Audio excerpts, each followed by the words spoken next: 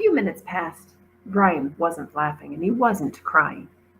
He was doing a little of both. Coco awkwardly patted his arm. Ollie was too occupied with listening to whatever was outside the cave. Hide or watch, Still said.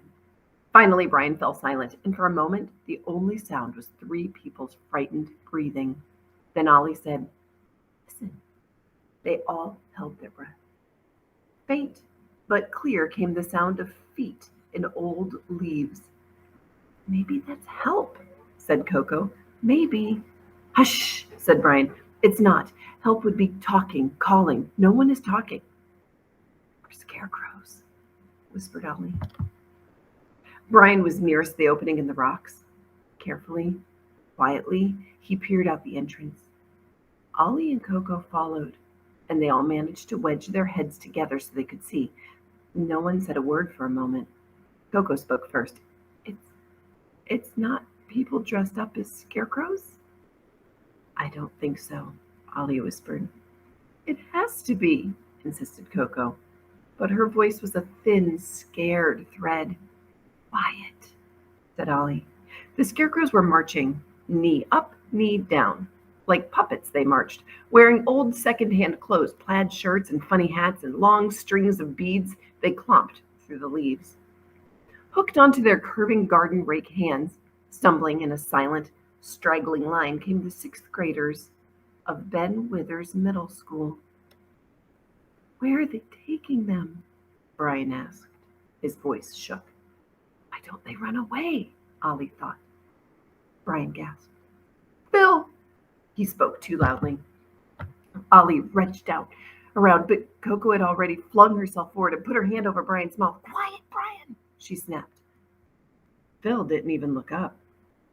But one of the scarecrows had stopped. It raised its head. Sniff, shuffle, sniff again. The others were marching off, swish, with their feet, but the one scarecrow stayed, looking around with its stitched-on eyes. None of the three under the rocks dared to breathe. Their scarecrow was going here and there, jerkily, like a dog that had lost a scent. It came right up to their tiny cave. All three flinched and hunkered down. A scarecrow arm thrust itself into the hole. The arm ended in a trowel. Ollie and Brian and Coco pressed themselves into a rock. Then the hand was gone. The scarecrow marched away, following the others. Sound of footsteps faded. Why didn't they run? Whispered Coco. Ollie didn't know. We have to help the others, Brian breathed. We have to. He looked like he was going to charge out into the night.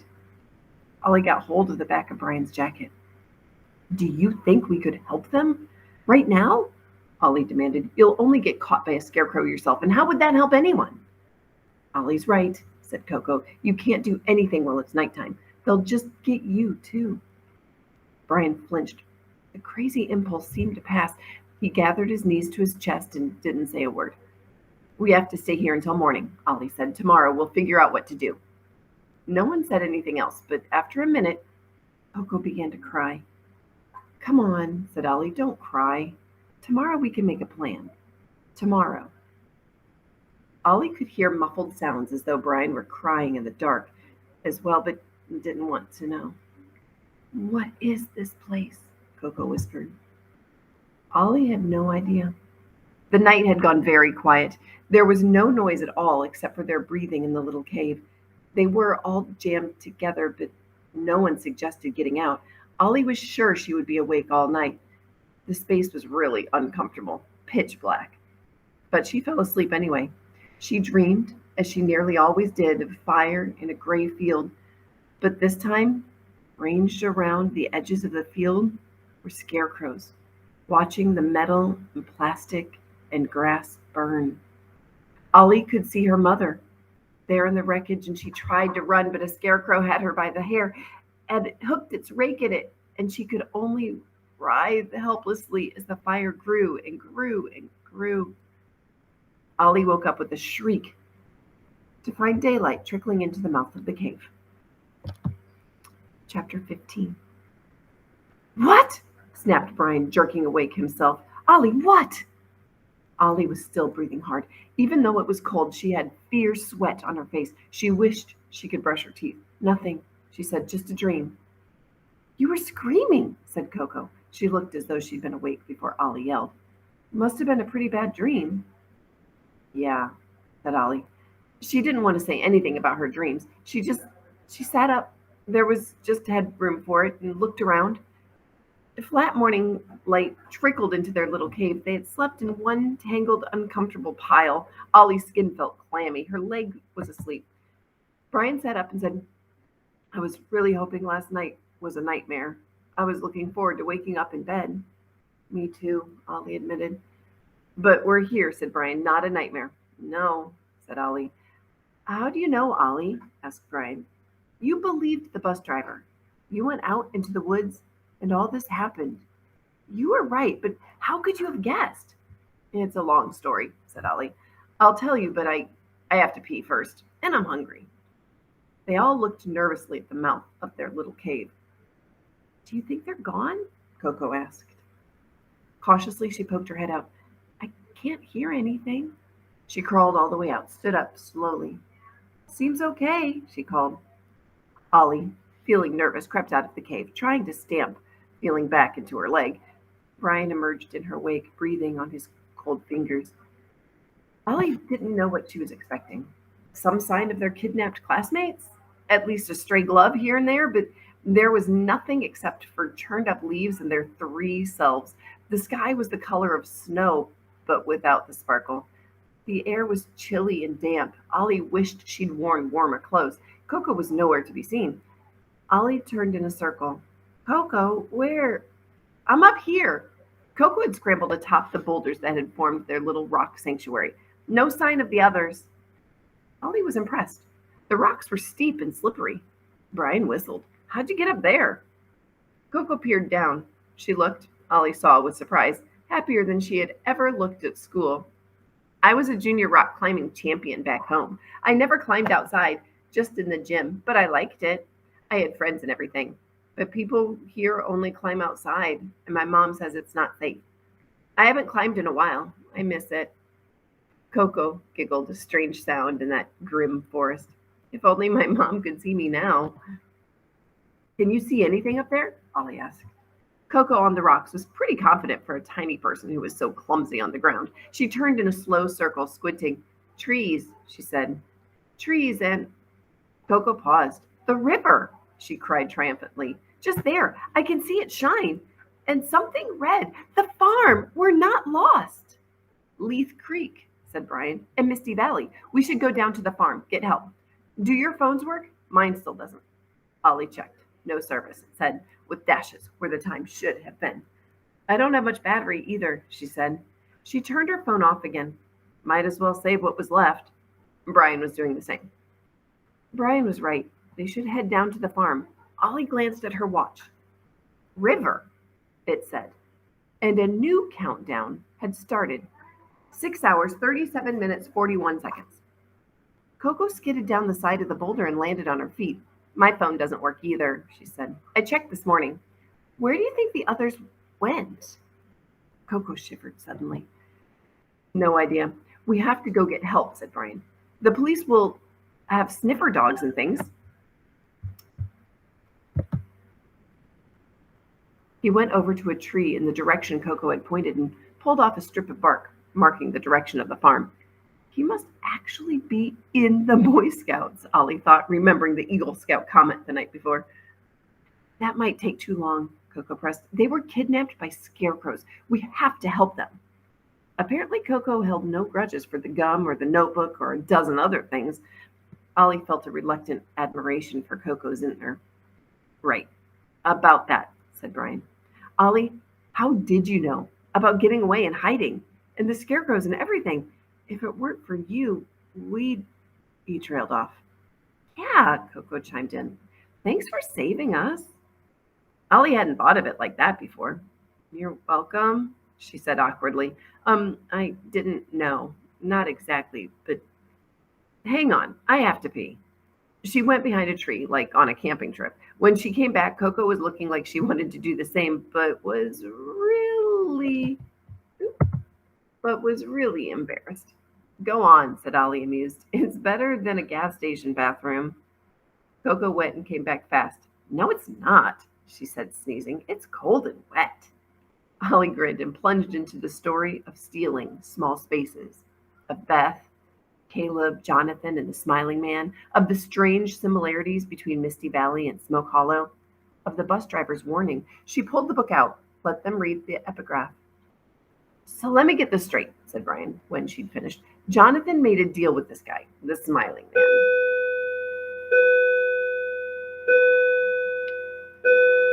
Jonathan made a deal with this guy, the Smiling Man, who'd brought his brother back to life. Then Jonathan disappeared, and then his brother disappeared, and then the schoolhouse fire kids disappeared, assuming they weren't burned to death. So what, have we disappeared now? Maybe, said Ollie. Put so clearly she wasn't sure. I mean, the book was right about the mist rising and stuff, and about avoiding large places at night. If we hadn't found that cave, we'd have been grabbed too. Is this all because of the Smiling Man then? Whispered Coco. Who is he, do you think? Do you think he's around? 100 years later? I don't know, said Ollie slowly, wishing she could say, of course not. Maybe. Well, the bus driver said his people are coming. Those would be the scarecrows, I guess. Maybe they work for the Smiling Man? Or could all just be coincidence, said Brian impatiently. In math, when two angles coincide, they fit together perfectly, Ollie said. All of this has to fit together too, somehow. A small frown appeared between Coco's pinkish eyebrows. But the schoolhouse fire kids didn't make a bargain or summon the Smiling Man or anything, did they? Neither did we, so why? Why us? I don't know, said Ollie. Deliver us from evil, Brian said suddenly and crossed himself. The girls looked at him. What? He said, I'm not a good Catholic, but maybe God is listening. Maybe, said Coco. She shivered again. I wonder who else is listening. I hope not the scarecrows. They all glanced around at the silent forest. They could see no one but themselves. Well, said Ollie, if we have disappeared, can we assume that this place is somewhere else? Like a horrible sort of Narnia? Not our world at all? And when the mist rises, you fall through the door? Maybe the scarecrows sort of exist in both worlds. The bus driver said something like that they're only dangerous here at night. Something about them being partly in the sunshine world during the day. Even to Ollie, it sounded far-fetched. Narnia? Said Coco, sounding puzzled. What's Narnia? Ugh. The Pevensies go to Narnia through the wardrobe when it was under the control of the White Witch, said Brian. That's why it was always winter, but never Christmas. Don't you read? I don't like novels, said Coco with dignity. I like books that tell you about real things. So you think the Smiling Man is the White Witch? He controls this place? Is that what you mean? Ollie had thought of it that way. They didn't even know if the Smiling Man was real. Someone has to be doing this, Coco continued. Maybe the scarecrows are like robots and someone is pulling the strings. A White Witch, the Smiling Man. Robots don't have strings. That's marionettes, said Brian. Whatever, said Coco. Then Brian said slowly, if you're right, then maybe there's not help waiting on the farm. Maybe that's where the puppet master is, and that's worse. But if there are any answers, they have to be on the farm, Coco said. Not here in the woods. And she added practically, we can't just stay here. We'll starve. Not today, said Ollie. She pulled out her lunchbox. She was getting hungry anyway. 3/4 of a huge turkey sandwich, a chocolate chip muffin, carrot sticks, a bag of homemade granola, a slice of pumpkin pie from the farm, and peanut butter cookies, all laid nestled in her big unicorn lunchbox. And Ollie had never in her life been more grateful for her dad's overpacking. I have this, she said. We should eat the turkey sandwich soon, anyway. The meat won't keep. Coco was rummaging in her own backpack. She pulled out a large bag of trail mix. I have this. They both looked at Brian. He scraped a foot in the leaves. I ate my snacks yesterday, he said, a little shamefaced. I got hungry on the bus. Boys. Ollie and Coco had the same thought at the same time. They looked at each other, and Ollie almost laughed. Right, she said. We should eat and then make a plan. And that's what her mom had always said on hiking trips. If you're ever lost, think of your basic needs first. Are you hungry? Are you thirsty? Are you hurt? Ollie wished for the millionth time that her mother were there. You can't eat all our food, said Coco to Brian, holding her trail mix a little defensively. We have to make it last. Brian looked offended. I'm not dumb, he said. Hey, we shouldn't argue here, said Ollie to both of them. We need to keep our heads. Coco relented. I'm hungry too. It was kind of an apology. I won't eat all the food, said Brian, still cranky.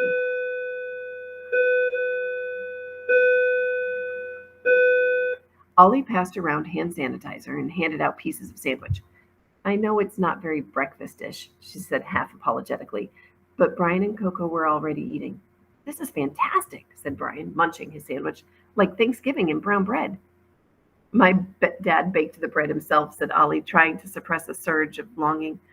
On winter weekends, her dad would get up before anyone else and get the fire going. Then he would drink coffee, watch the news, and start mixing pancake batter for breakfast. Gingerbread, buttermilk, sometimes cornmeal. The smell would wake Ollie up, and she would pad downstairs just in time to catch the first pancakes coming off the griddle. Then she and her mom would play chess while her dad flipped new pancakes and egged them both on. Her dad was probably frantic, Ollie thought. He would have spent the evening waiting for a bus that never arrived. People would be looking for them. They would be searching the farm, checking the road in between, looking for wrecks. They might find the bus, but Ollie was pretty sure they wouldn't find any people. The mist had risen, and they had disappeared, like Caleb and Jonathan, like the schoolhouse fire kids. But there had to be a way out. There had to be. Coco was eating her quarter sandwich in tiny bites. Brian had already finished his. Ollie sipped from her water bottle, then passed it around. Coco and Brian gulped the water. Being terrified makes your mouth dry. Hey, slow down, said Ollie. The water might have to last the day. She wasn't going to think about the night. Surely they'd be home by then. Sorry, said Coco, handing the bottle back. It was more than half empty. Ollie tried not to worry about it. They couldn't do anything just then anyway. She clasped her lunchbox again, put it away.